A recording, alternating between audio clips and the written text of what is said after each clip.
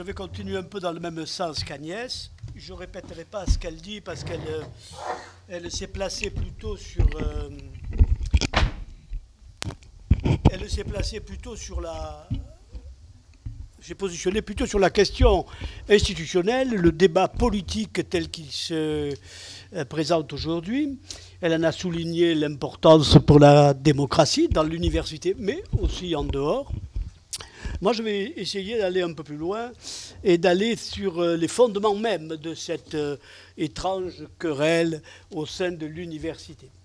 Donc, ce qui m'intéresse, c'est la méthode. En fait, cette méthode que le mainstream, comme on l'a appelé, ou les orthodoxes mettent en mouvement. Donc, ces gens-là partent d'une méthodologie qu'on appelle hypothético-déductive.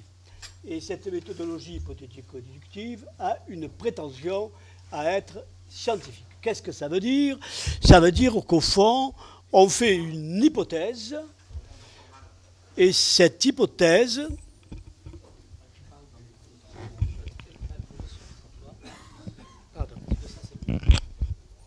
tout à fait. Alors, cette hypothèse, elle se présente le plus souvent comme un lien de causalité. Par exemple, A entraîne B. Donc, une succession d'événements. Et donc, on va supposer, par exemple, qu'une hausse du salaire ou du salaire minimum entraîne une montée du chômage. Et donc, on produit une hypothèse. Et puis, cette hypothèse, elle va être modélisée.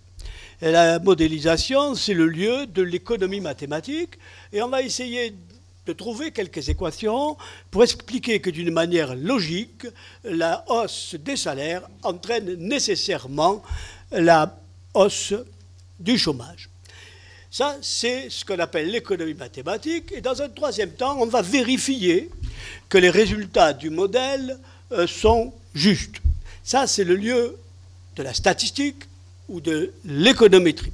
Et là, on va regarder si effectivement une hausse du salaire entraîne bien une hausse du chômage. Alors, le problème avec ce schéma qui peut paraître logique, il est triple, évidemment. Le premier tient à l'hypothèse même que l'on fait. Évidemment, quand on commence à se poser la question sur le fait que la hausse des salaires entraîne une hausse du chômage, eh bien, cette hypothèse, elle n'est pas innocente, elle est connotée politiquement. Ça veut dire qu'on considère que la hausse des salaires est un handicap à la croissance et à l'emploi. Et puis ensuite, on va essayer de vérifier. Alors ça, évidemment, c'est un problème, parce que très souvent, les modèles qui sont issus de la théorie néoclassique et orthodoxe aboutissent à des conclusions qui sont complètement infirmées par l'observation empirique la plus bête. Ici, j'ai mis sur ce graphique de droite. La première, c'est la rouge qui représente le taux d'ouverture de l'économie française. Et on voit que ce taux d'ouverture est croissant depuis la fin de la Seconde Guerre mondiale. Il va croissant. Et donc, l'économie française est de plus en plus ouverte aux échanges avec l'étranger et bien évidemment avec l'intégration européenne qui suit.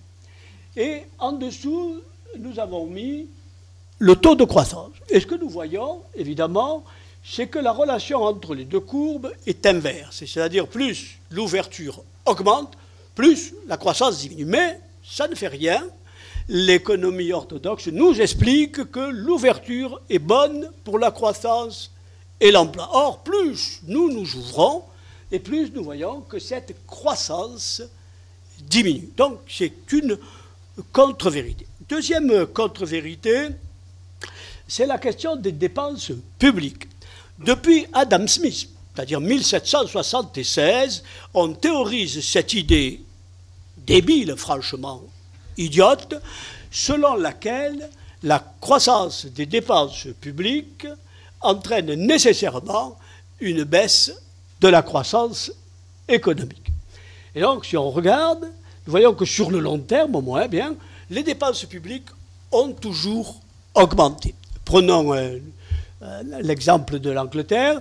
À l'époque de Smith, le taux la part des dépenses publiques dans le revenu national était inférieure à 10%.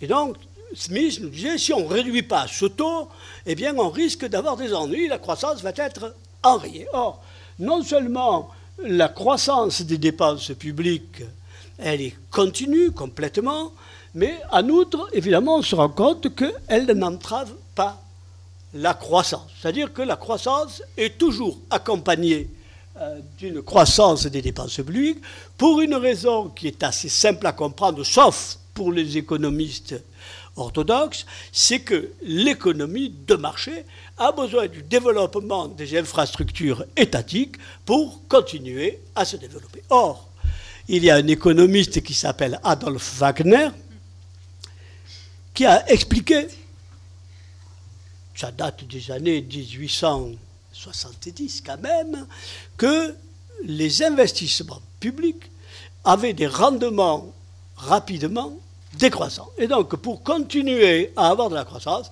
eh bien, il fallait continuer à augmenter toujours un peu plus la dépense publique. Et vous voyez d'ailleurs que depuis que nous essayons, tant bien que mal, plutôt mal que bien d'ailleurs, de diminuer les dépenses publiques dans le PIB, eh bien, la croissance, elle a tendance à s'effriter. Et nous voyons que plus on fait de l'austérité dans l'Europe, et plus la croissance de l'Europe s'effondre peu à peu. Donc, ce qui veut dire par là que les résultats des modèles classiques, orthodoxes, sont complètement démentis par l'observation de la réalité. Entre autres choses, parce qu'ils ne tiennent pas compte d'un certain nombre de dimensions extérieures à l'économie de marché. Donc ça, c'est un point très important. Alors, petite parenthèse sur Adolf Wagner, c'est un économiste allemand extrêmement intéressant que Marx avait copieusement insulté. Et pourquoi Marx insultait-il ce pauvre Adolf Wagner? Parce que Adolf Wagner est le premier à avoir considéré que Marx était un économiste. Et Marx, si on le traitait d'économiste, c'était un peu déjà l'insulter. Donc il disait, moi je ne suis pas un économiste, je critique l'économie, sa manière de penser, et sa discipline. Et je suppose, nous disait Marx, que lorsque nous changerons de système, lorsque le capitalisme disparaîtra, l'économie disparaîtra aussi, et les économistes aussi, et ça sera une excellente chose. Donc, vous voyez que ces deux exemples qui sont au cœur même de la pensée classique orthodoxe, l'ouverture des économies qui serait nécessaire pour la croissance et pour l'emploi, et d'autre part la croissance des dépenses publiques, ce sont deux éléments centraux qui sont complètement infirmés par les faits. Ça ne fait rien, on continue quand même. Tout à l'heure, Agnès a cité deux économistes qu'on pourrait ranger dans la catégorie des clowns, si on peut dire, qui s'appellent Reinhardt et Rogoff. Et ces deux économistes du mainstream, qui sont très bien introduits, qui gagnent beaucoup d'argent parce qu'ils participent à des tas d'organismes internationaux, ont mis en œuvre des tests économétriques complètement biaisés.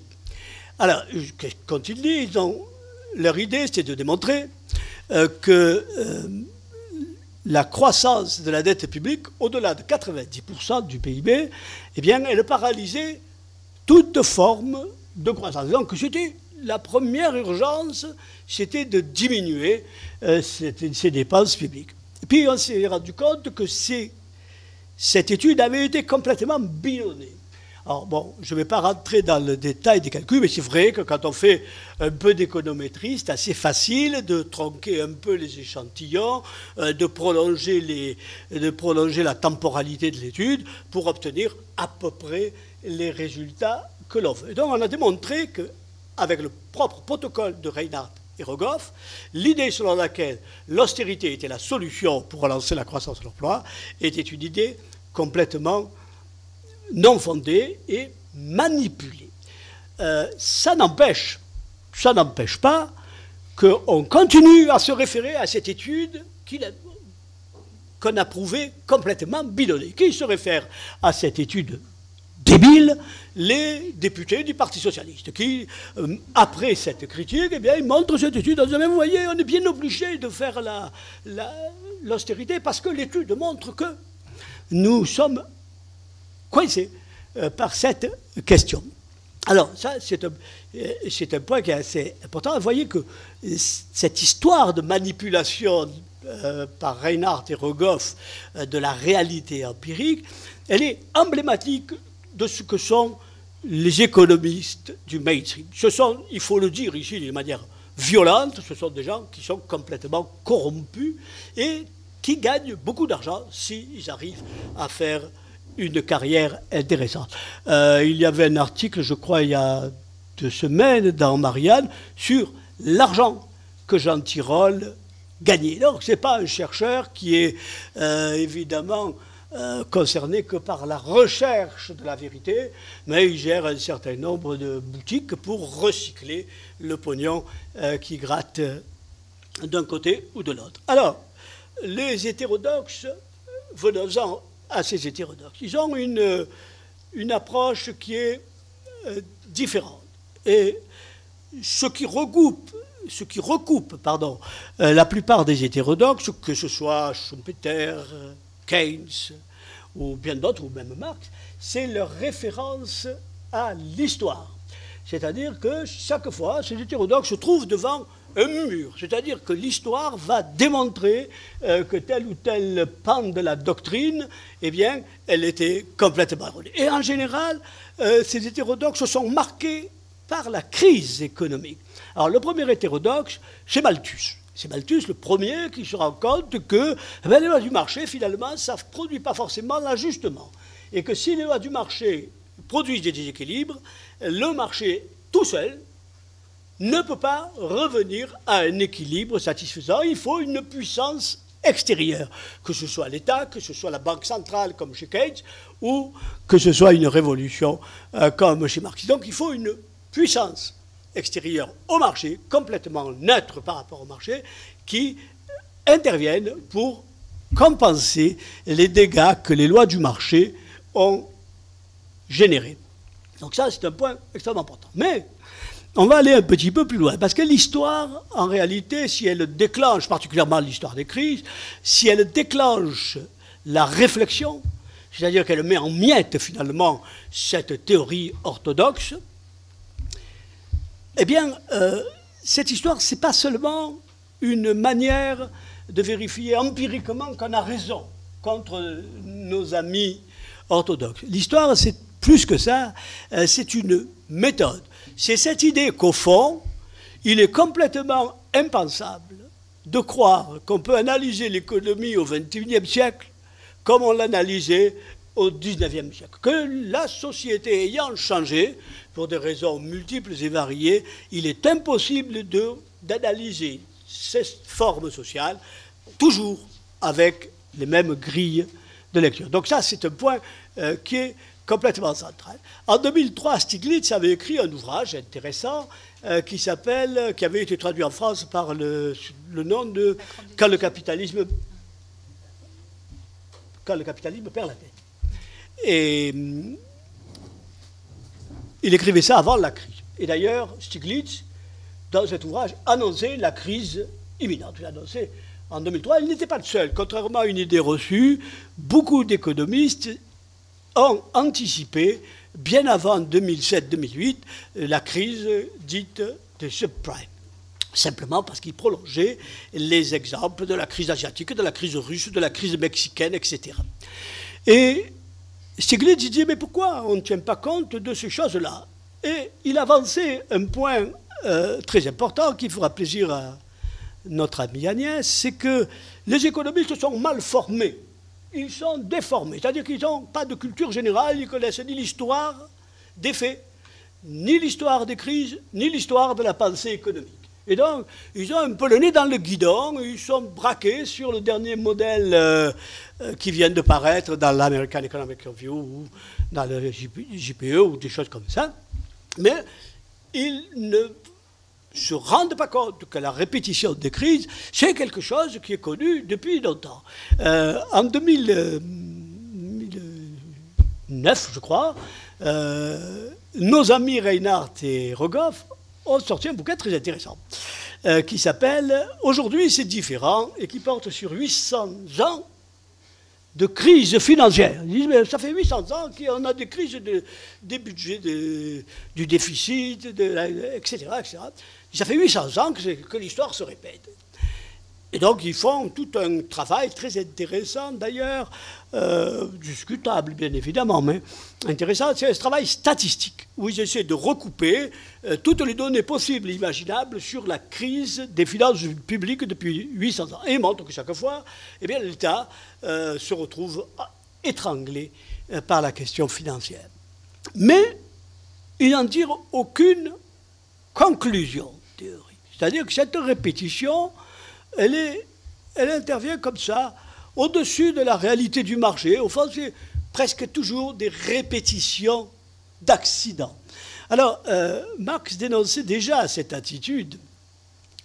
Il dénonçait cette attitude, si je me souviens bien, dans les manuscrits de 1944, où il disait que le tort principal des économistes du mainstream, à l'époque, c'était Ricardo surtout qu'il visait, des gens comme cela, c'est de prendre l'accident pour la généralité et la généralité pour accidentelle. Autrement dit, eh bien, les crises se répétant d'une manière aussi régulière, eh bien, la crise, c'est le sujet même du capitalisme. Ce n'est pas un accident. Et au contraire, l'équilibre, qui est le sujet de l'économie classique, c'est accidentel. C'est par hasard, finalement, qu'on arrive à un équilibre extrêmement instable. Donc ça, c'était intéressant parce que c'est 1844, c'est le moment où Marx commence à étudier l'économie. Mais déjà, il voit ce problème. Et ce problème n'est toujours pas compris aujourd'hui par les gens du mainstream. Alors, le mainstream a un autre problème de méthode. Qui n'est pas assez souligné. C'est-à-dire que le mainstream commence à développer sa théorie avec l'hypothèse du marché. Donc, on présente le marché, comment le marché s'ajuste, et puis par-dessus, on vient expliquer l'État. Comme si le marché pouvait émerger sans que l'État émerge lui-même. Ça, c'est la défaillance principale des économistes classiques, c'est de croire que le marché peut se développer sans que l'État n'intervienne. Autrement dit, c'est pour cela qu'ils présentent l'État comme un parasite, comme quelque chose qui viendrait se greffer sur quelque chose qui soit naturel. La critique de cette démarche, elle est déjà faite par Hegel, 1820 quand même. Hein. Et que nous dit Hegel? Hegel, c'est très intéressant. Dans les principes de la philosophie du droit, il s'attaque, sans le nommer parce qu'il le trouve trop nul à chier, hein, il s'attaque à Smith. Il traite Smith comme un semi-débile. Pourquoi? Parce que Smith nous explique que si l'État n'était pas là, ça se passerait vachement bien. Et donc, au mieux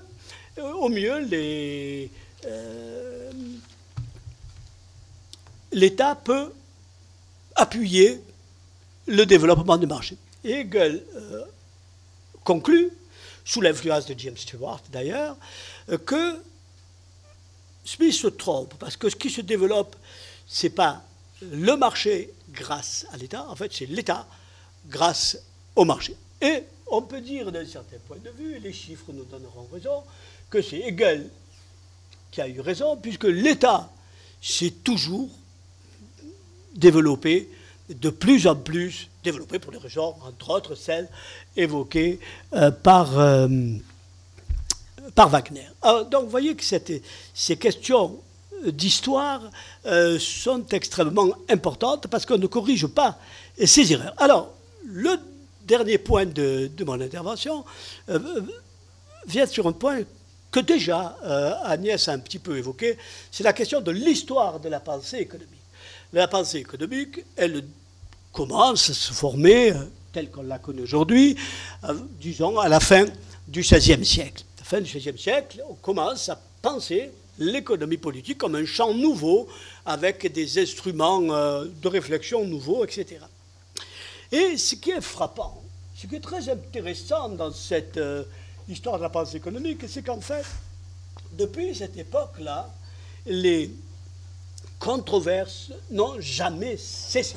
C'est-à-dire qu'il n'y a pas eu, contrairement à ce que voudraient nous raconter des gens comme Tirole, par exemple, il n'y a pas eu une progression de la science économique en éliminant les erreurs du passé et en progressant dans le niveau de l'analyse. Ça n'est pas vrai. C'est toujours les mêmes controverses qui reviennent.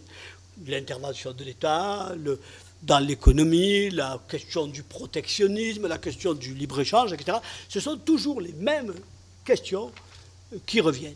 Alors, ça, c'est intéressant parce que on nous présente souvent des nouveautés qui sont des vieilleries. Donc, souvent, vous entendez des commentateurs plus ou moins bien intentionnés qui vont critiquer Marx. Bon, très bien, pourquoi pas, hein. Marx est un auteur qui est critiquable comme n'importe quel auteur. Mais leur idée pernicieuse, celle-ci, c'est que Marx, ben c'est vieux. C'est vieux, vous vous rendez compte, il parle du 19e siècle. Mais il faut encore mieux.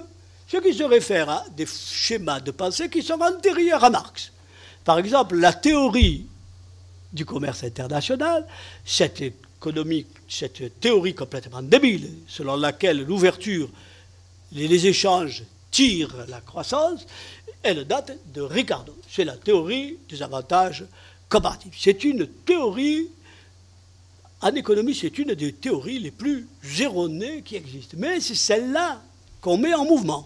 Et c'est celle-là qu'aujourd'hui on met au cœur de l'Union européenne en disant, mais vous ne vous rendez pas compte, si vous défaites l'Union européenne, vous allez à la catastrophe. Il y a un référendum demain, bien entendu, et on promet la mort et le choléra aux Grecs s'ils votent mal, bien entendu. Et donc, ça, c'est extrêmement intéressant, c'est que pour dévaloriser Marx, ou même Keynes, on fait semblant d'avoir fait des progrès.